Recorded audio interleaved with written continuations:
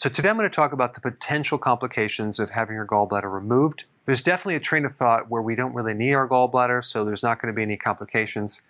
But over 700,000 surgeries are done every single year, and 40% of the people who have their gallbladder removed have complications. So I'm going to be talking about that.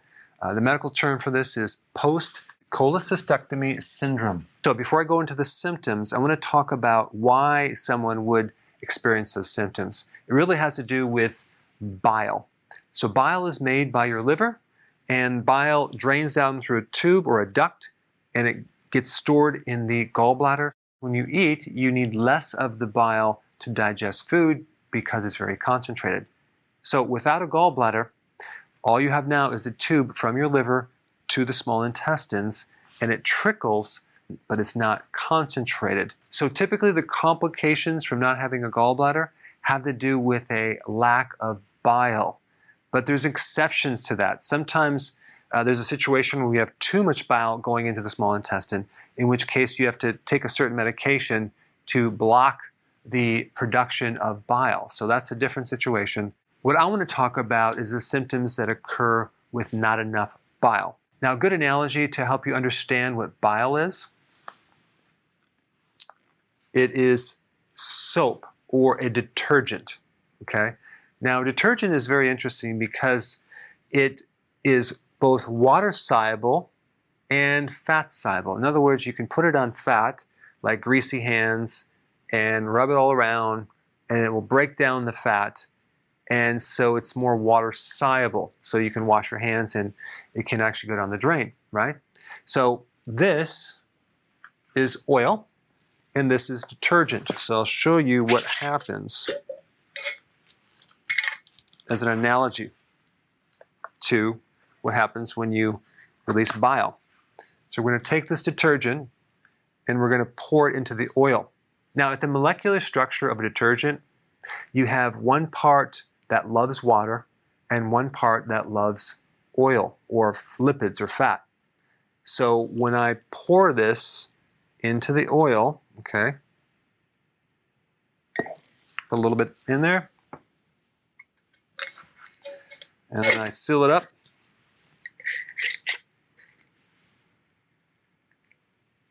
Like this. Okay, so now just keep watching.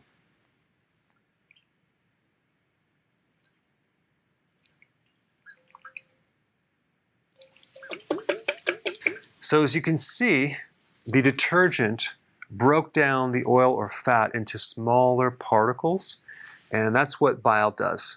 So it's another word for that is emulsification, okay? So you can see it's in a state now where you could literally pour this down the drain and it won't clog anything because now it's more water soluble. Your bile will break down fat into small particles to allow the pancreas to release an enzyme called lipase and to make it easy to digest that to even a smaller particle where you can absorb it in your intestine. So if you are deficient in bile salts, you're going to have difficulty digesting fats. So you may experience bloating, indigestion, gas, burping. Okay, so that's number one.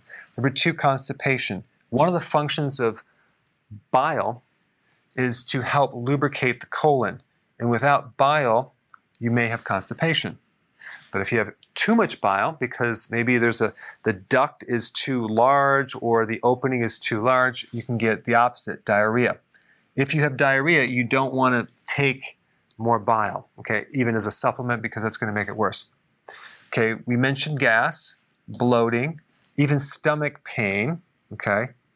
You can even experience your skin becoming more yellow or your eyes becoming yellow. That's jaundice. One of the purposes of the bile is to take the byproduct of red blood cells, which is bilirubin, and help you eliminate it through the body.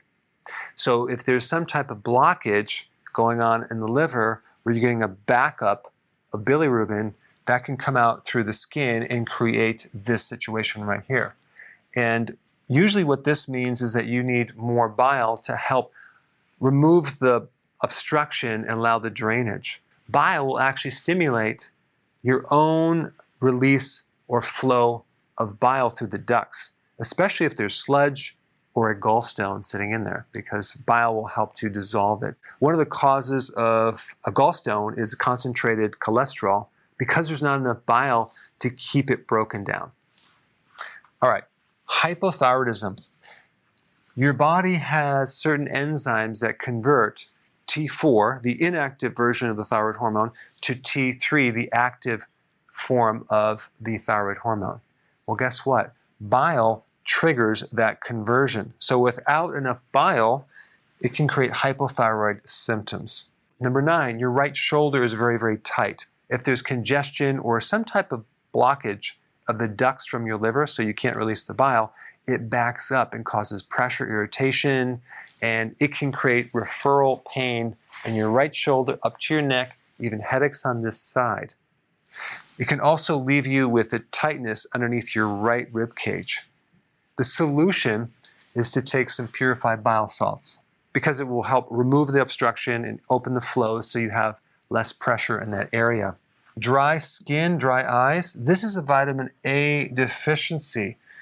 Because bile helps you break down and absorb vitamin A, D, E, or K, a deficiency of bile could give you symptoms of vitamin A, E, D, or K. And then we have vision problems.